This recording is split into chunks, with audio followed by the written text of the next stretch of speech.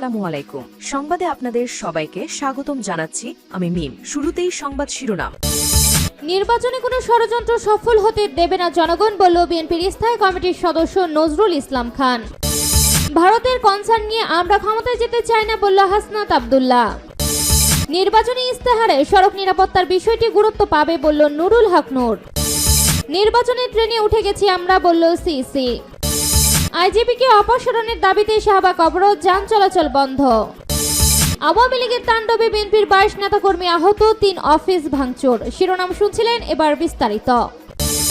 নির্বাচনে কোনো ষড়যন্ত্র সফল হতে দেবে না জনগণ, বলল বিএনপির স্থায়ী কমিটির সদস্য নজরুল ইসলাম খান। নির্বাচন নিয়ে কোনো ধরনের ষড়যন্ত্র জনগণ সফল হতে দেবে না বলে মন্তব্য করেছেন বিএনপির স্থায়ী কমিটির সদস্য নজরুল ইসলাম খান। মঙ্গলবার রাজধানীর ফার্মগেটে কৃষিবিদ ইনস্টিটিউশন মিলনায়তনে বিএনপির আয়োজনে দেশ গড়ার পরিকল্পনা শীর্ষক এক আলোচনা সভায় তিনি এই মন্তব্য করেন। নজরুল ইসলাম খান বলেন, আজকে একটি জরিপের রিপোর্টে বের হয়েছে, সেখানে প্রশ্ন করা হয়েছিল এই নির্বাচনে কোন দল বেশি আসন পাবে। শতকরা 66% উত্তরদাতা বলেছে বিএনপি, আর 26% বলেছে জামায়াতে ইসলামী, পার্থক্য 44%।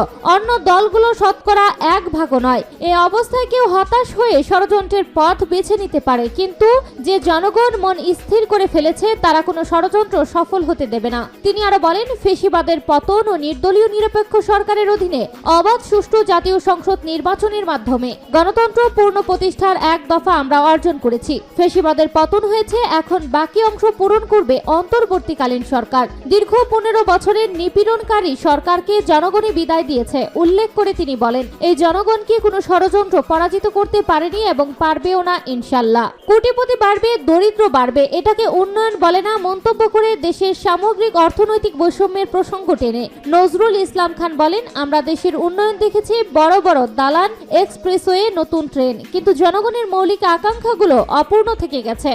ভারতের কনসার্ন নিয়ে আমরা ক্ষমতায় যেতে চাই না, বলল হাসনাত আব্দুল্লাহ। ভারতের কনসার্ন নিয়ে আমরা ক্ষমতায় যেতে চাই না বলে মন্তব্য করেছেন জাতীয় নাগরিক পার্টির এনসিপির দক্ষিণ অঞ্চলের মুখ্য সংগঠক হাসনাত আব্দুল্লাহ। মঙ্গলবার 9 ডিসেম্বর 2024 সালের জুলাই আগস্ট গণ অভ্যুত্থানে প্রথম শহীদ রংপুরের বেগম রোকেয়া বিশ্ববিদ্যালয়ের শিক্ষার্থী আবু সাইদ হত্যা মামলায় সাক্ষীর জবানবন্দি পেশ করার পর ট্রাইব্যুনালের সামনে সাংবাদিকদের প্রশ্নের জবাবে তিনি কথা বলেন। হাসনাত বলেন, মিডিয়াকে নিয়ন্ত্রণ করার মধ্য দিয়ে, বিউরোক্রেসিকে নিয়ন্ত্রণ করার মধ্য দিয়ে, মিলিটারিকে নিয়ন্ত্রণ করার মধ্য দিয়ে পাশের দেশ ভারতের কনসার্ন নিয়ে আমরা কোনো ক্ষমতায় যেতে চাই না। আপনারা কি ক্ষমতায় যেতে চাচ্ছেন না? এমন প্রশ্নের জবাবে হাসনাত বলেন, ক্ষমতায় যেতে চাই, আমরা জনগণকে নিয়ে ক্ষমতায় যেতে চাই। কোনো আনহোলি নেক্সাসকে ম্যানেজ করে আমরা কোনো কন্ট্রোল ভাবে ক্ষমতায় যেতে চাই না।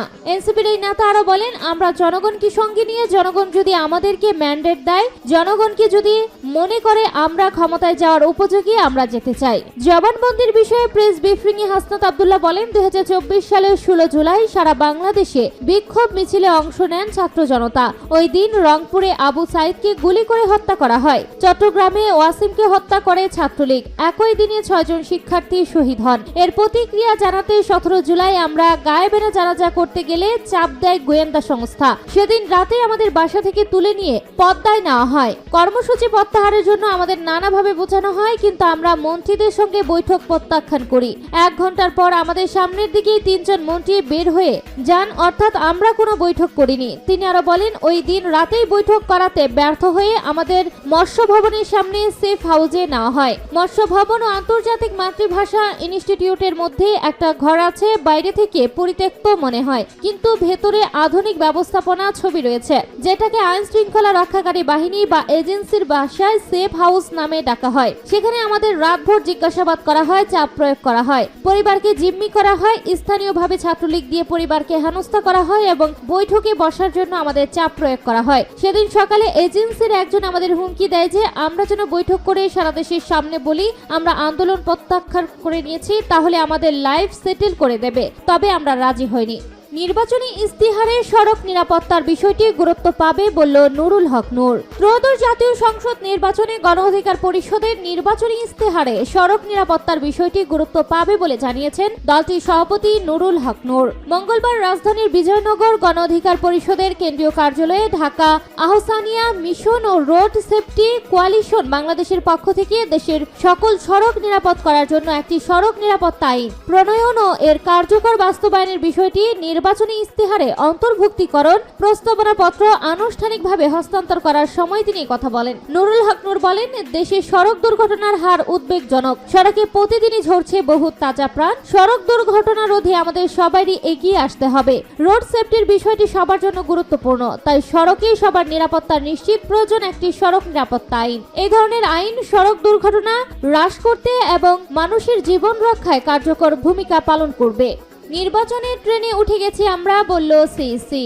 আমরা নির্বাচনের ট্রেনে উঠে গেছি বলে মন্তব্য করেছেন প্রধান নির্বাচন commissioner CEC AMM Nasir Uddin. মঙ্গলবার প্রধান বিচারপতি ডক্টর সৈয়দ রেফাত আহমেদের সঙ্গে সাক্ষাৎ শেষে সাংবাদিকদের সঙ্গে আলাপকালে এই মন্তব্য করেন সিইসি। প্রধান বিচারপতির সঙ্গে বৈঠক শেষ হওয়ার পর সিইসির কাছে একজন সাংবাদিক জানতে চান, আমরা নির্বাচনের ট্রেনে উঠে গেছি। এর উত্তরে সিইসি বলেন, নির্বাচনের ট্রেনে উঠে গেছে। জাতীয় সংসদ নির্বাচনের তফসিল ঘোষণার প্রসঙ্গে সিইসি বলেন, এই সপ্তাহে তফসিল হয়ে যাবে। প্রধান বিচারপতির সঙ্গে সাক্ষাতের বিষয়ে সিইসি বলেন, প্রধান বিচারপতির সঙ্গে সৌজন্য সাক্ষাৎ করতে এসেছি। উনি এই মাসে অবসরে যাবেন। আমরা একসঙ্গে কাজ করেছি, সেজন্য ওনার সঙ্গে বিদায়ী সাক্ষাৎ করতে এসেছি। তিনি বলেন, ওনারা ইলেকটোরাল ইনকোয়ারি কমিটি ডেপ্লয় করবেন। আমাদের তফসিল ঘোষণার সঙ্গে সঙ্গে এই কাজটা যাতে উনি ত্বরান্বিত করেন সে বিষয়ে ওনাকে অনুরোধ জানিয়েছি। প্রধান বিচারপতি আশ্বাস দিয়েছেন কিনা এমন প্রশ্নের জবাবে সিইসি বলেন, ইলেকটোরাল ইনকোয়ারি কমিটির যে ডিপ্লয়মেন্ট আছে সেই ব্যাপারে যথাযথ ব্যবস্থা নিচ্ছেন এবং নেবেন। কোনো অসুবিধা হবে না বলে তিনি আশ্বস্ত করেছেন। আইজিপিকে অপসারণের দাবিতে শাহবাগ অবরোধ, যান চলাচল বন্ধ।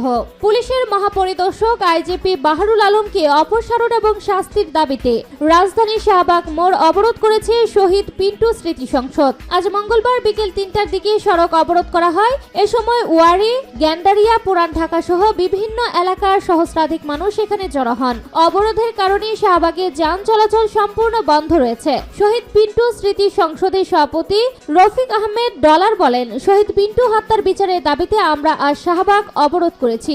আমরা এই হত্যাকাণ্ডের বিচার চাই। আমরা চাই দ্রুত আইজিপিকে তার পদ থেকে অপসারণ করতে হবে। এরপর তার বিষয়ে সরকার যেন প্রয়োজনীয় পদক্ষেপ নেয়। বিষয়টি নিশ্চিত করে শাহবাগ থানার officer in-charge OC Mohammad Moniruzzaman বলেন, বর্তমানে শাহবাগ ব্লক পিন্টু সাহেবের হত্যার বিচারের দাবিতে পিন্টু স্মৃতি সংসদের ব্যানারে লোকজন শাহবাগ অবরোধ করে আন্দোলন করছে। আপাতত যান চলাচল সম্পূর্ণ বন্ধ রয়েছে। আমরা পরিস্থিতি নিয়ন্ত্রণের চেষ্টা করছি। এর আগে রোববার জাতীয় প্রেস ক্লাবে শহীদ পিন্টু স্মৃতি সংসদ আয়োজিত প্রতিবাদ সভায় বিএনপি সহ সাংগঠনিক সম্পাদক নাসির উদ্দিন আহমেদ পিন্টুর মৃত্যুকে পরিকল্পিতভাবে হত্যা করা হয়েছে বলে দাবি করেন তার সহধর্মিণী সাবেক মহিলা কাউন্সিলর নাসিমা আক্তার কল্পনা। রামগতিতে বিএনপির সংবাদ সম্মেলন, আওয়ামী লীগের তাণ্ডবে বিএনপির 22 নেতাকর্মী আহত, 3 অফিস ভাঙচুর।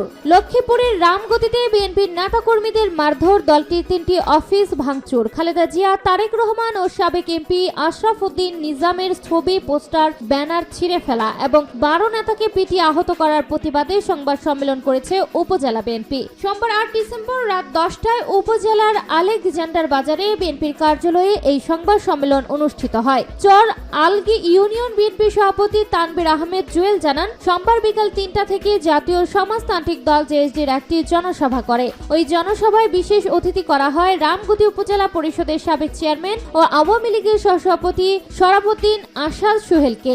স্থানীয় বিএনপির নেতাদের আপত্তির কারণে সোহেলকে জনসভায় উপস্থিত না থাকার অনুরোধ জানানো হয়। এ বিষয়ে প্রশাসনকেও অবগত করে চিঠি দেয় উপজেলা বিএনপি। তিনি অভিযোগ করেন, এতে ক্ষুব্ধ হয়ে জেএসডির জনসভায় সোহেল উপস্থিত না থেকেও রামগতির বয়ারচর ও চর গজারিয়া এলাকা থেকে কয়েকশো জলদস্যু এনে বিএনপির নেতাকর্মীদের উপর তাণ্ডব চালানো হয়। সন্ধ্যার দিকে লক্ষ্মীপুর 4 আসনে জেএসডির প্রার্থী তানিয়া রবের তারা মার্কার সমর্থনে আলেকজান্ডার সরকারি পাইলট মডেল উচ্চ বিদ্যালয় মাঠে জনসভা চলাকালে সোহেলের ভাড়া করা বাহিনীর লাঠিসোঁটা ও দেশীয় অস্ত্র নিয়ে রামদয়াল বাজারে বিএনপির 2টি এবং সৈয়দ মৌলবীর হাট বাজারে একটি কার্যালয়ে অতর্কিত হামলা চালায়। এ সময় অফিসের আসবাবপত্র সহ বিএনপি চেয়ারপারসন বেগম খালেদা জিয়া, তারেক রহমান, শহীদ প্রেসিডেন্ট জিয়াউর রহমান ও সাবেক এমপি আশরাফ উদ্দিন নিজামের ছবি, পোস্টার, ব্যানার ভাঙচুর করা হয়।